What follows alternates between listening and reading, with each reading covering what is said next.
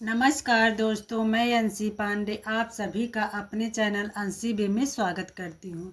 कैसे हैं आप लोग, ये बताने के लिए कमेंट बॉक्स में श्री सूर्य नारायण ज़रूर लिखना।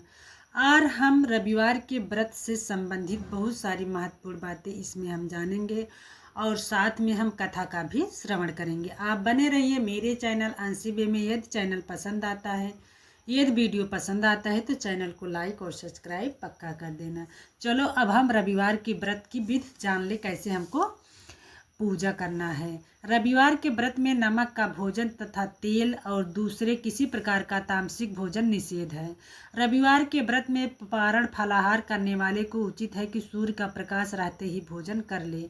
यदि निराहार अवस्था में सूर्य अस्त हो जाए तो दूसरे दिन उदय होने पर सूर्य के दर्शन का अर्घ्य देकर भोजन करे। व्रत में फलाहार हो या पारण भोजन एक बार से अधिक नहीं करनी चाहिए। व्रत के अंत में पूजन के पश्चात कथा सुननी चाहिए। इस व्रत के करने से अनेक प्रकार के विघ्न शांत होते हैं, राजसभा में मान सम्मान प्राप्त होता तथा सब प्रकार के नेत्र रोग दूर होते हैं, शत्रु का नाश होता है।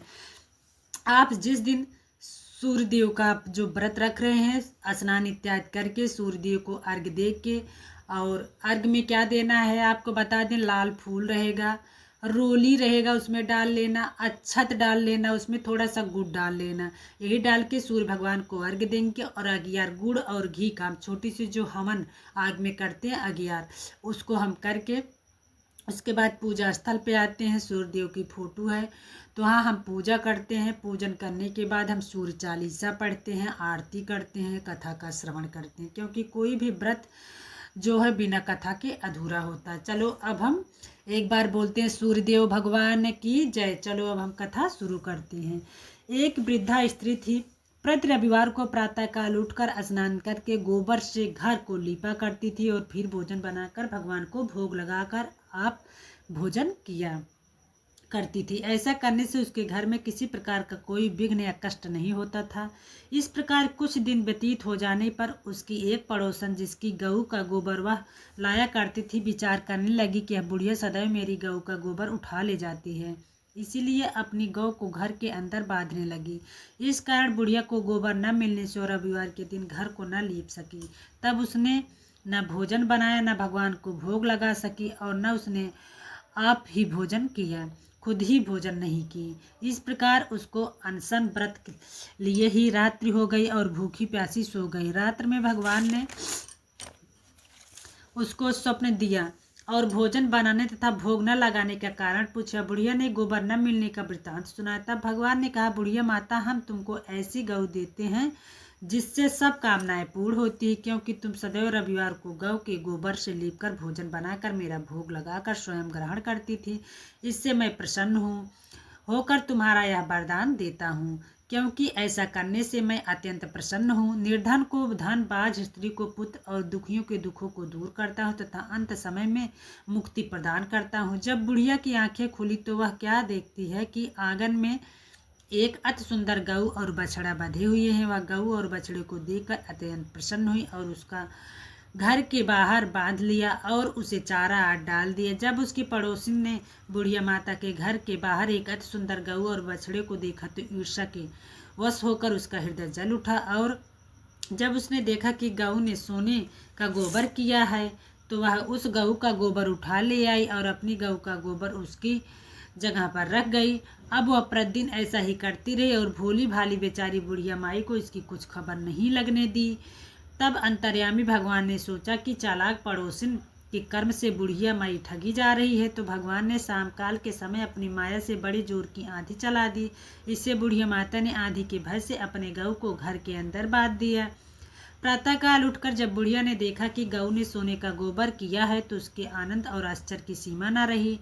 अब वह प्रतिदिन गऊ को अंदर बांधने लगी। उधर जब पड़ोसी ने देखा कि गऊ घर के अंदर बांधने लगी हैं और उसका सोने का गोबर उठाने का दाव नहीं चलता था, और कुछ उपाय न देखकर उसने उस देश के राजा की सभा में जाकर कहा कि महाराज, मेरे पड़ोस में एक बुढ़िया के पास ऐसी गाय है जो आप जैसे महाराजाओं के लायक है। क्योंकि वह रोज सोने का गोबर देती। आप उसे सोने से प्रजा का पालन करिए। वह बुढ़िया इतने सोने का क्या करेगी। राजा ने यह बात सुनकर अपने दूतों को बुढ़िया के घर से गऊ लाने की आज्ञा दी। उधर बुढ़िया माता ने प्रातःकाल उठकर स्नानात करके भोजन बनाया। ठाकुर जी को भोग लगाकर आप भोजन करने ही वाली थी कि राजा के दूतों ने बुढ़िया के घर आकर बुढ़िया की गऊ को बलपूर्वक खोलकर राजा के महल में पहुंचा दिया। राजा गऊ को देखकर बड़ा प्रसन्न हुआ और उसके महल के अंदर बधवाकर दूतों द्वारा उसकी रक्षा का प्रबंध करके आज्ञा दी कि इसके गोबर को मेरी बिना आज्ञा के कोई न उठाने पाए। और प्रातःकाल सोने का गोबर पाने की आशा में राजा वहां पर आया जहां गऊ बंधी हुई थी। तो वह देखता है कि गोबर से सारा महल अत्यंत गंदा हो रहा है। यह देख राजा को अत्यंत क्रोध आया और अपने दूतों को बुढ़िया माता को बुलाने की आज्ञा दी। दूतों ने बुढ़िया के घर में जाकर आज्ञा सुनाई। तब बुढ़िया माता राजा की आज्ञा का उल्लंघन न करते हुए सभा में पहुंच गई। राजा ने कहा कि बुढ़िया माता, मैंने सुना था कि तुम्हारी गऊ सोने का गोबर देती है, इस कारण मैंने तुम्हारे गऊ को खुलवाया था, परंतु अब देखा कि यह बात सर्वथा असत्य है। तो यह क्या वृत्तांत है, मुझे सुनाओ। बुढ़िया माता ने अपने व्रत का व पड़ोसिन का सारा वृत्तांत सुना दिया। राजा ने सारा वृत्तांत सुनकर बड़ी प्रसन्नता के साथ बुढ़िया माता की गऊ को उसके घर पहुंचा दिया और बुढ़िया माता का अति आदर और सत्कार किया। पड़ोसन को बुलाकर उसको उचित दंड दिया और स्वयं भी यह व्रत लेकर सारे शहर में इस व्रत का पालन करने को आज्ञा करवा दी। बोलो सूर्य भगवान की जय। चलो अब हम सूर्य चालीसा का श्रवण करेंगे। श्री गुरु गणपति शारदा लक्ष्मीपति भगवान, सूरज चालीसा रचु करहु सर्व कल्याण। जय जय कश्यप सुवन मारतंड रविभान, नवल किशोर ज्योतिषी धरे तुम्हारा ध्यान। बोलो सूर्य भगवान की जय। जय दिनेश कश्यप के नंदन, भक्त जनन के काटहु फंदन। शीश मुकुट मणि कुंडल, स्वामी शोभित है प्रभु नमो नमामि। मणिमाला शुभ गल में साजे, विष्णु तिलक भाल पर साजे। लाल बस्त किरणे सुचि चमकत, रतन जड़ित पटका कटित मकर। चतुर्भुजी प्रभु रूप विशाला, महानाथ तब तेज निराला। श्याम करण घोड़े पर गाजो, सुवर्ण के सिंहासन राजो। कश्यप मुनि के पुत्र कहाए, त्रैलोकी पति तुम्हें मनाए। वरदानी तुम हो सब लायक, सर्व सृष्टि के हो सुखदायक।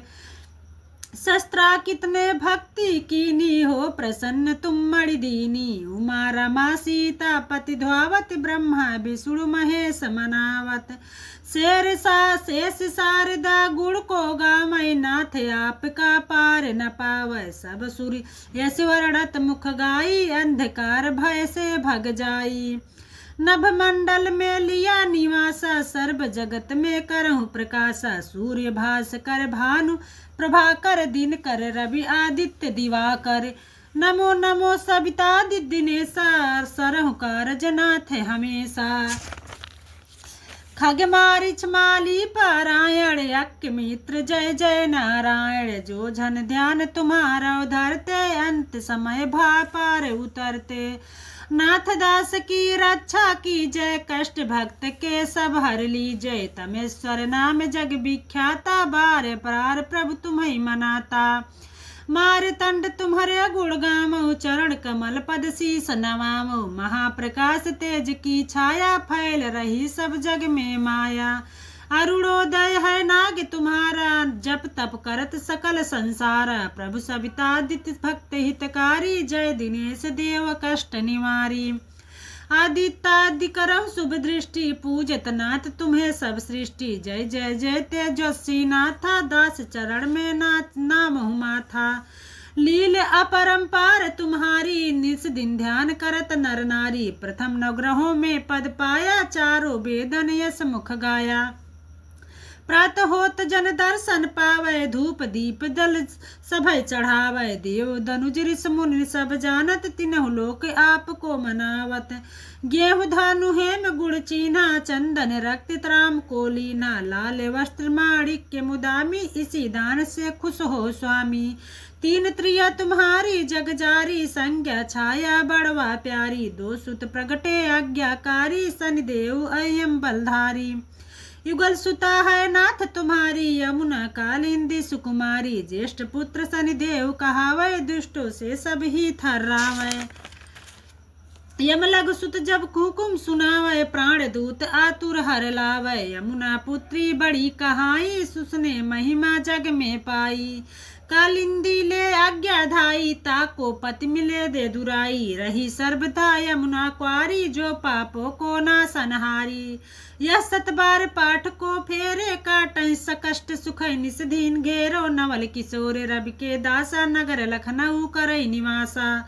जय जय जय रवि भास्कर, दिनकर नाथ दिनेश। सूर्य प्रभाव कर दिवाकर, कटहि सकल कलेश।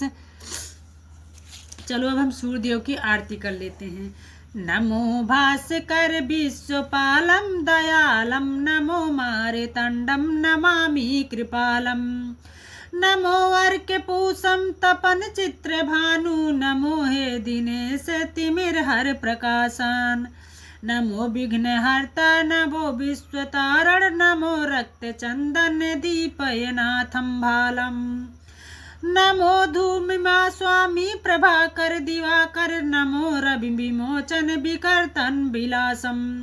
नमो सूर्य सविता आहस कर पतंगा, नमो मित्र गृहपति अरुण दैत्य घालम। नमो हस कर दृश्य भासवन तापन, नमो महरपति विश्वासु त्रिलाकम। नमो शस्त्रास्त्र तिमिर उसड़ रसिमम, नमो तरण सप्तवर करिये निहालम। नमापि नाम विश्वासनम बंदो सितपतिम, नमो नाथि स्तुति करत नथलालम। यही था सूर्यदेव की आरती, यही सूर्यदेव का चालीसा था, यही सूर्यदेव का कथा था। आशा करती हूँ कि सूर्यदेव के व्रत और कथा आरती चालीसा से संबंधित बातें आपके समझ में आई होगी और जानकारी आपको अच्छी लगी होगी। अब मैं आपको मिलूंगी एक नए वीडियो में, तब तक के लिए नमस्कार, धन्यवाद। जय सूर्यदेव भगवान।